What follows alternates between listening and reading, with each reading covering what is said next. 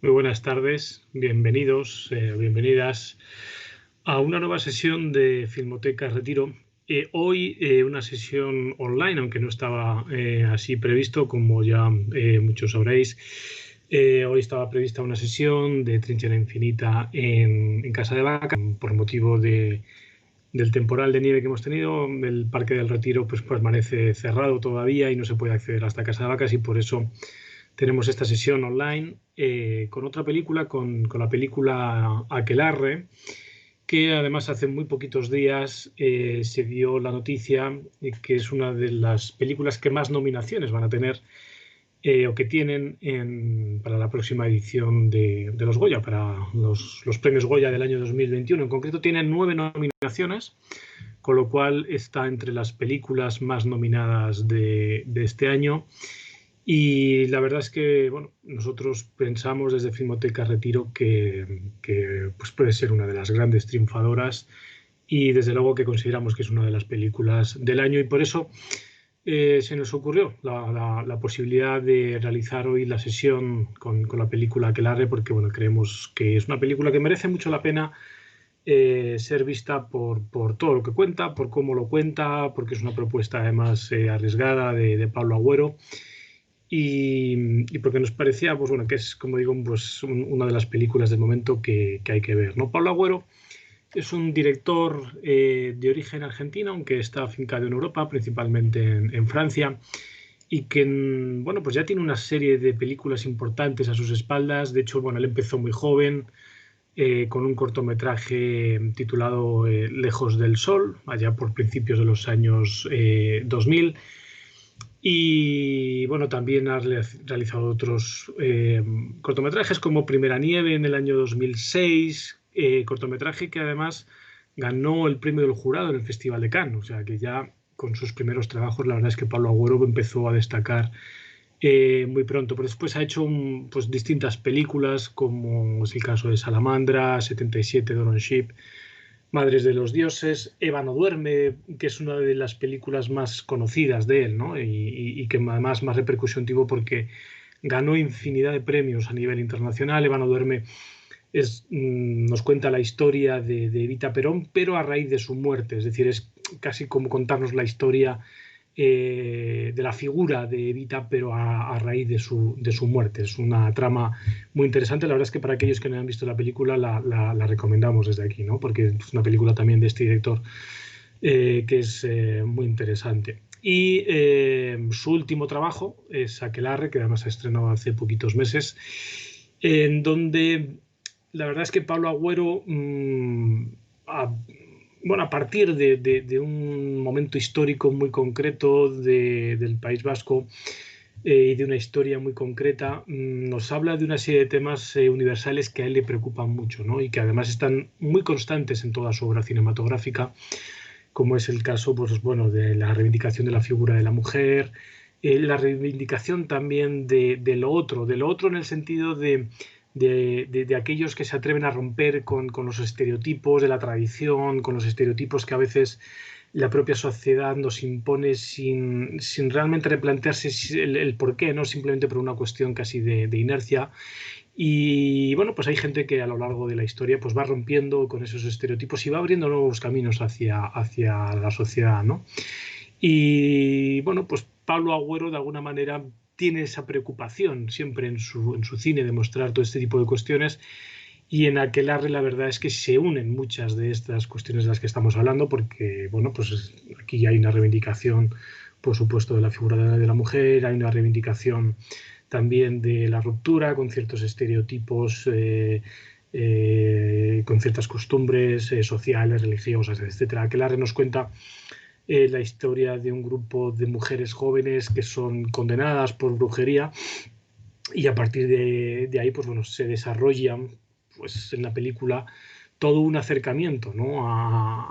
Al por qué en determinada época. La película está ambientada en el siglo XVII, en concreto transcurre alrededor del año 1609, y como digo, pues la película a raíz de esta condena pues se adentra en el mundo, ¿no? de las condenadas y de los que condenan, ¿no? Y de ese encuentro que se produce entre las condenadas y los que condenan y las consecuencias también de a dónde lleva ese encuentro. La verdad es que es una película hecha con un cuidado extraordinario. Pablo Agüero eh, pues la hizo a partir de la lectura de un libro de un especialista francés que bueno, pues hablaba un poco pues de la época de la brujería, de las condenas a la brujería en toda esta época, ¿no? En España, en el siglo XVI, en el siglo XVII. Y pues Pablo Agüero empezó a realizar una serie de lecturas y investigación sobre este tema que le interesó mucho. Y bueno, pues eso fue allá por el año 2008 y ha estado como cerca de unos 10, 11 años investigando hasta conseguir poder levantar el proyecto de película que vamos a ver hoy, ¿no? Por tanto, es una película en la que se nota mucho toda esa investigación que hay detrás por parte de Pablo Agüero.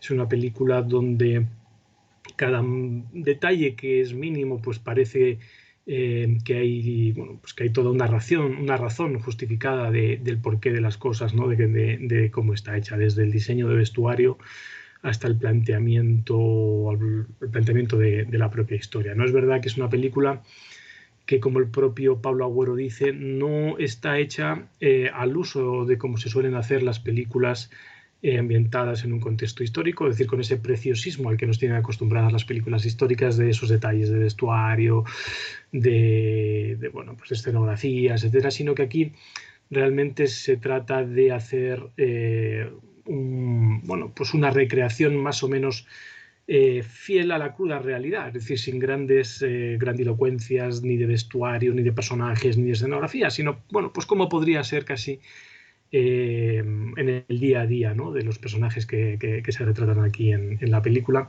Y eso es un objetivo que tuvo Pablo Agüero desde el primer momento, es decir, que la película no se recreara tanto en el preciosismo histórico, sino en contar la historia que él quería contar. Y para ello, además, cuenta con un equipo extraordinario de técnicos, encabezado, entre otros, por el director de fotografía Javier Aguirre, que hace una labor y hace un trabajo extraordinario en esta película, ¿no? Con la fotografía. Es muy importante la luz en esta película y el trabajo de la dirección de foto. Lo vamos a ver enseguida, ¿no? Esos contrastes que tiene también en muchas ocasiones muy barrocas, ¿no? La película está ambientada en la época de los inicios del barroco y la verdad es que esos contraluces, ¿no? Tan propios del barroco están muy presentes en toda la película. Para después, al finalizar, vamos a emitir, aunque en diferido, pero lo vamos a emitir, hemos considerado que era más que interesante poder emitirlo, una entrevista que nosotros, que el equipo de esta filmoteca realizó hace unos días con el propio Pablo Agüero, con el director de la película, y nos parece que es muy interesante poder emitir este coloquio que, como digo, fue grabado hace muy poquitos días y en el que él nos cuenta muchos más detalles de la película. Entonces, bueno, nos parecía que si podíamos emitir este coloquio, pues lógicamente nadie mejor que el propio director para contarnos la película y por eso lo vamos a emitir. Esperamos que disfrutéis mucho de la película de hoy. Como digo, al final emitiremos esta entrevista realizada con el director Pablo Agüero en aproximadamente unos 90 minutos, en una hora y media aproximadamente, que es justo lo que dura la película. Podremos terminar la sesión de hoy con esta entrevista a Pablo Agüero. Muchas gracias a todos y que disfrutéis. Muy buenas tardes de nuevo. Muchísimas gracias por compartir este ratito con nosotros. Gracias.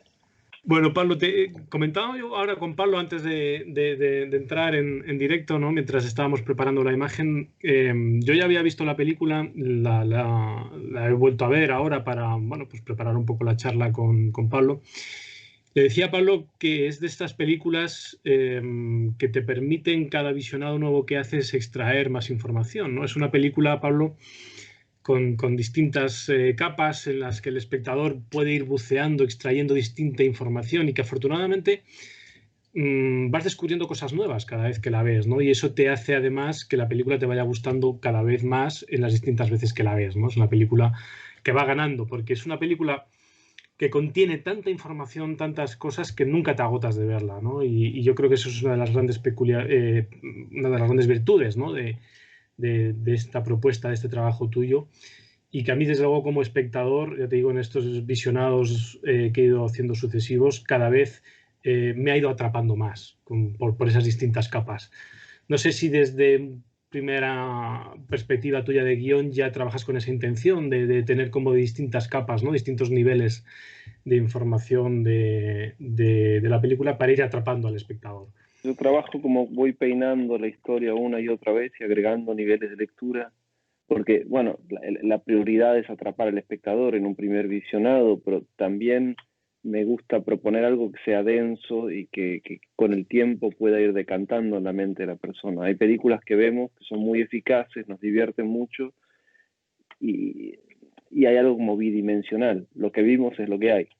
Y hay otras películas que tienen otra carga, otros niveles de lectura, no solo de lo que hay en la imagen y en el sonido, sino todos los significados y la carga cruzada de información y de interpretación que tienes en cada escena. Entonces, tanto desde lo narrativo como desde lo estético, como incluso desde el tono, como las escenas que las puedes ver desde el punto de vista cómico o dramático, o a veces no sabes muy bien cómo tomarlas, entonces las puedes volver a ver e interpretarlas de otro modo.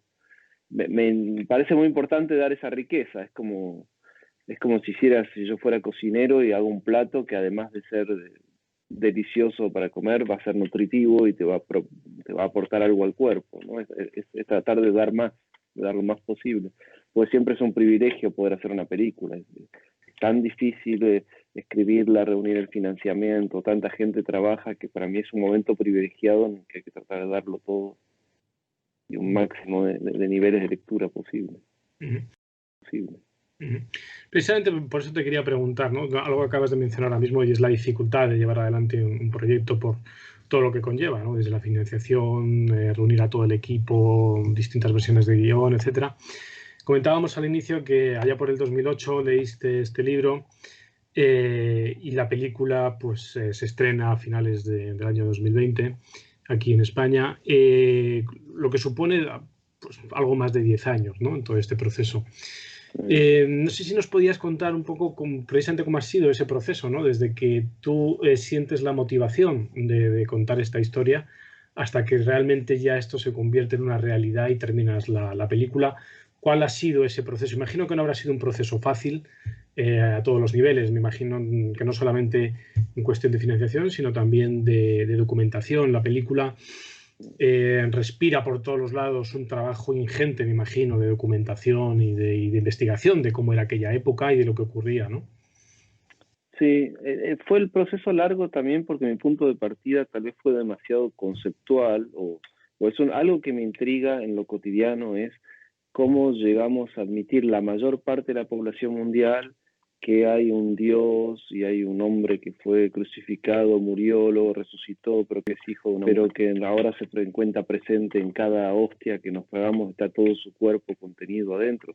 Digo, eso y de todas las otras religiones que tienen un discurso extremadamente complejo y completamente inverosímil, que hoy en día parecería un discurso completamente delirante. Alguien lo metería en un hospital psiquiátrico si contara una historia así. Y está admitido, la mayor parte de la población mundial, aún hoy en día, admite esa narración como real, más o menos real, pero sigue siendo una gran mayoría, a pesar de lo que pensamos de que hemos avanzado hacia el racionalismo. Y digo, ¿de dónde viene eso? ¿De dónde nos viene? Porque se dice que la gente tiene tendencia natural a creer, y yo digo, tendremos tendencia natural a creer algo tan sobrecargado y rebuscado, y eso me dieron ganas de investigar históricamente los fundamentos de la fe, pero de cómo se le inculca al pueblo esa construcción que, desde mi punto de vista al menos, respetando la fe de cada uno, es una construcción de una mega superstición, mucho más grande que cualquier superstición local, es como una cosmogonía gigantesca. Y digo, ¿cómo puede ser que en algún momento llegue a admitirse por todo el mundo? Y entonces empiezo a ver el proceso, investigué mucho la historia, desde la evangelización primera hasta el momento que la evangelización toma el Imperio Romano. El Imperio Romano empieza a imponer esa religión en toda Europa, porque Europa no era cristiana, obviamente, y luego vienen las guerras de religión, hay masacres, desaparecen ciertos pueblos. En algún momento mi historia yo la había situado ahí, en los cátaros, en Francia, que eran como una visión alternativa al cristianismo, y los hicieron desaparecer a todos, los masacraron para imponer una visión única. Pero me resultaba problemático porque eran cristianos contra cristianos, dos visiones distintas, se parecía a lo de los protestantes. Entonces seguí buscando y llegué a la casa de brujas. Y la casa de brujas es como la última etapa, ¿no? Primero se evangelizó, los que no quisieron aceptar eso se los masacró, y luego, cuando se logró imponer la religión globalmente como sistema de poder en toda Europa, se empezó a buscar individualmente a todas las personas que de alguna manera no correspondían al dogma, ¿no? Y se empezaron a hacer persecuciones, como las persecuciones políticas que se hacen en cualquier dictadura. Venían manuales de persecución, de interrogatorio, de tortura, llamaban a la gente a denunciar unos a otros, y se usaban argumentos como el de la brujería. Pero cuando lees los textos de Inquisición originales, te das cuenta que la intención es clara. Llaman a educar al pueblo por el terror, por ejemplo. Eso se dice explícitamente. Hay que terrorizar al pueblo para educarlo, en realidad, para educarlo en un modo de pensamiento único. Y me parece muy importante ver retrospectivamente eso, cómo nos educaron por el terror generaciones y generaciones y generaciones, haciendo desaparecer a personas que actuaban o pensaban diferente, y borrando toda memoria de esas personas. Se quemaban sus cuerpos, se expropiaban las casas, se quemaban hasta las transcripciones de los procesos, para que no haya memoria de que existió gente que pensaba de otro modo o que actuaba de otro modo. Entonces me parecía muy importante hacer una película para decir, esta gente vivió, existió y fue diferente, y la manipularon de tal modo para hacerle eso es lo más loco, que estas mujeres confesaban cosas que no pueden ser reales, y las confesaban ellas. ¿Cómo llegaban a confesar? Y confesaban a veces cosas que ni siquiera sabían. Es decir, en sus confesiones del sábado de las brujas y todo, hay elementos de mitología griega que una niña, una campesina del País Vasco no puede saber. En realidad es el juez, en la manera de interrogar, que sin darse cuenta seguramente le está sugiriendo las respuestas. Entonces es una dialéctica de manipulación que me parece apasionante, porque estás construyendo el pensamiento de una persona. Estás fabricando una bruja para luego arrestarla, en cierto sentido. Es como cuando... Ahora hay casos así de policías de cuando quieren buscar a un terrorista, y a veces provocan a alguien. En Estados Unidos hay un debate sobre eso: provocan a alguien a cometer un acto terrorista, en realidad la policía escondida, y cuando está por hacerlo lo arrestan, y dicen que es la prevención del terrorismo. Esa dialéctica me fascina, porque estamos construyendo lo que queremos destruir, ¿no? Y bueno, todo ese proceso de pensamiento que es conceptual, pero que parte de cosas que yo veo en la vida cotidiana, me fue llevando a esa búsqueda, me fue llevando a distintos periodos históricos y a preguntarme cuál era el más representativo para tratar el tema que yo quería tratar. Entonces, eso me llevó también muchísima más investigación que si yo hubiese visto un libro, una ficción, y digo, lo adapto y esta es la historia y listo. Era una reflexión, había una intención política, artística, que existía antes de la película. Yo hice la película para desarrollar esa intención. Entonces sí, tuve que investigar muchísimo, me armé toda una biblioteca de la época. No tanto para la reconstitución, porque yo busco cierta universalidad, no busco esa cosa pesada de las películas de época, aunque que haces paneos para mostrar todos los trajes que fabricaste y los decorados y una supuesta verdad histórica de la cual no hay ninguna garantía que sea verdadera, que son como imitaciones de unas películas a otras, en realidad, porque nadie vivió en el siglo XVII para ver cómo hablaba la gente, cómo se movía. No hay registro de esas cosas más sutiles.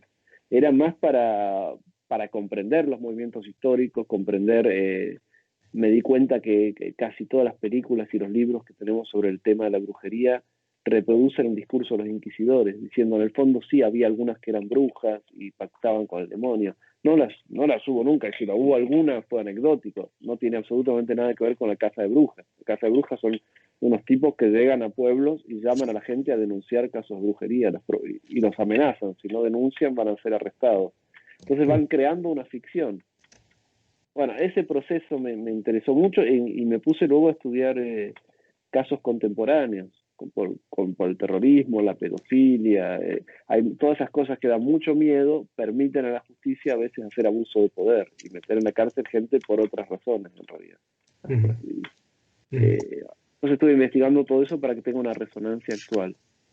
Y al principio había mucho interés de productores, yo empecé en Francia, pero a todos les preocupaba que la película no tuviese suficiente resonancia contemporánea, que no le hablara al mundo de hoy.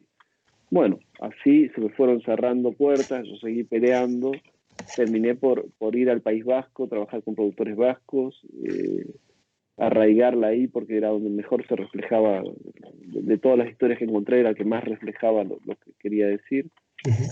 Y cuando ya estaba financiada la película, los movimientos como Me Too y todos los movimientos feministas que hubo hace muy pocos años, por realidad, por un lado no es reciente porque el movimiento feminista viene desde el siglo XIX, pero por otro lado esa explosión, esa moda es muy, muy reciente y me atrapó ya filmando, a tal punto que terminé la película y me acuerdo que un francés me dijo, uy, pero estás aprovechando la moda de las brujas y el feminismo, y casi le pego, porque digo, hace 10 años que estoy peleando, me están diciendo que no es suficientemente actual, y alguien me va a decir que estoy aprovechando una ola que empezó hace 2 años.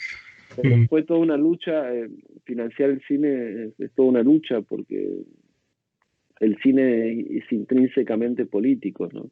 Todo el tiempo no es como un cuadro, todo el tiempo te dicen, bueno, ¿y qué quieres decir con esto? ¿Y por qué nos va a interesar hoy en día? ¿Y qué nos dice nuestra sociedad? Esas preguntas se reflejan en la búsqueda de financiamiento también. Son discusiones que se generan con quienes van a invertir o no en una película.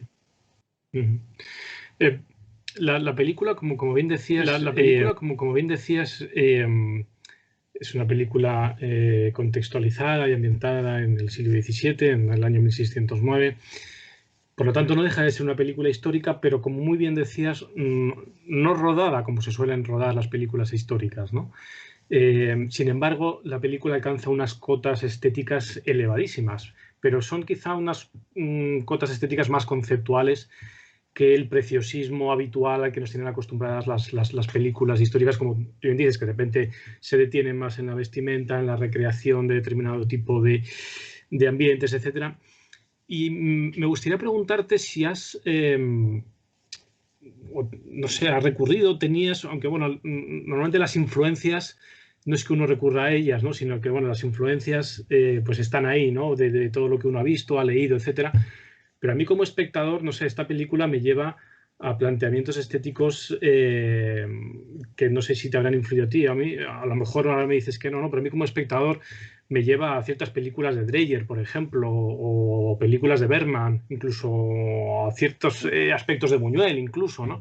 No sé si nos podías contar cuáles son tus referencias cinematográficas que dan un poco idea del nivel tan alto estético que has alcanzado en esta película. A mí me parece extraordinario, de verdad. Sí, cuando empezaste a hablar de influencias, te iba a decir no tengo, porque pensé que me ibas a hablar de Terence más lo superficialmente estético, ¿no? Pero es verdad que cuando hablas de Dreyer o de Bergman, no los volví a buscar para hacer esta película, pero son gente, hace poco volví a ver, Días de cólera, no sé cómo lo tradujeron en España, de Dreyer, es una obra maestra, o la Juana de Arco. Y hace poco volví a ver un pedazo de una peli de Bergman que no veía hace 10 años que no veía una película de Bergman. Y de pronto me dio vergüenza de mí mismo de cómo me he degradado estos años mirando, no sé, Netflix o cualquier cosa. De pronto es como que tuviera los ojos cerrados y me abren los ojos. Como cuando ves un cuadro de Van Gogh o de Miguel Ángel. De pronto digo, wow, es cine. Por ahí te puede gustar una peli de él o no, o aburrirte, pero de pronto, wow, tiene una densidad, eso que dice los niveles de lectura. Pienso que ese cine me ha influido porque por la carga que tiene, más que no nos trata de imitar tal estética o tal otra, pero tal vez en algo más difícil de definir, ¿no? Como gente que no sé definirlo, ¿no? Es como hay algo que te deja impregnado, ¿no? Como cuando lees ciertos libros, lees Crimen y Castigo de Dostoyevsky y salís caminando y sos Raskolnikov. O sea, hay una cosa que esos grandes autores te impregnan mentalmente. Y es lo que yo sueño con hacer. Que mi peli, que te guste o no, que te aburra, te irrite, lo que sea, pero que vayas a tu casa y te despiertes a la noche y hayas soñado con una escena. Me ha pasado eso. Soñé varias veces con esa escena, que te impregne por algún lado. Y si soñás es porque te entró de algún lado esos niveles de lectura, no intelectualmente, sino que te entró el sistema de símbolos y de estímulos que se conjugó, produjo algo en tu inconsciente, ¿no? Concretamente, estéticamente, yo no vengo del cine. Yo crecí en un pueblo, en un barrio muy pobre, sin luz eléctrica, y en un pueblo donde no había cine. Entonces mi primera relación con lo audiovisual ha sido que yo dibujaba y yo realmente me iluminaba con vela en mi casa. Entonces la estética de esta película, por un lado yo quería salir de los clichés, porque uno tiene la idea de que la gente en la época hablaba de tal manera o se movía de tal manera. Sabemos cosas, sabemos cómo se vestía, pero no cómo hablaba o se movía. Esas cosas las hemos visto, en realidad alguna película los representó de una manera y otra película los copió y la otra película los volvió a copiar y venimos reproduciendo clichés. Entonces yo quise romper eso y que las chicas actúen como actúa una chica de hoy en día, sin caer en anacronismo, pero sin caer en ese vicio de lo que se pretende que es la época.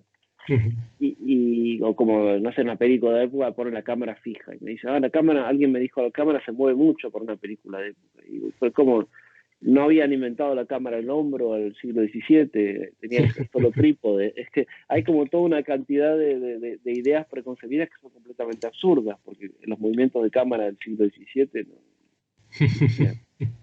y estéticamente traté de inspirarme en la realidad de la escena, es decir, la iluminación de vela y de fuego genera su propia estética, es el contenido que genera la estética. Yo no le impuse una estética a la película. Y si uno respeta eso, y bueno, luego hay toda una cantidad de técnicas para darle más relieve a eso, ¿no? El juego con el contraluz, el claroscuro. Pero más que de imitar un cuadro, se trata de observar qué sucede alrededor de un fuego, de la niebla, el humo, darle materia al aire, buscar ejes de cámara que son sugeridos por la realidad misma, ¿no? Yo ahí veo, viendo las imágenes, vemos que toda la película está siempre a contraluz, o sea que la luz está siempre de frente. Pero eso es una cuestión de sensibilidad, de darle relieve a la imagen, ¿no? Pero no es es la primera película en que no compongo ningún plano desde antes. Filmé todo con 2 cámaras, muchísimas tomas sin obligar a los actores a meterse en un cuadro. Justamente lo contrario de lo que se suele hacer en las películas de época, que está todo compuesto como un cuadro. Pero paradójicamente el resultado es un poco como un cuadro también. Bueno, pues hasta aquí ha llegado la entrevista con Pablo Agüero. Como decía en el inicio, nadie mejor que él para contarnos pues los detalles concretos, ¿no? Y bueno, pues todo lo que nos cuenta la película, que desde luego, pues lógicamente, quien mejor lo conoce de primera mano, pues es Pablo Agüero.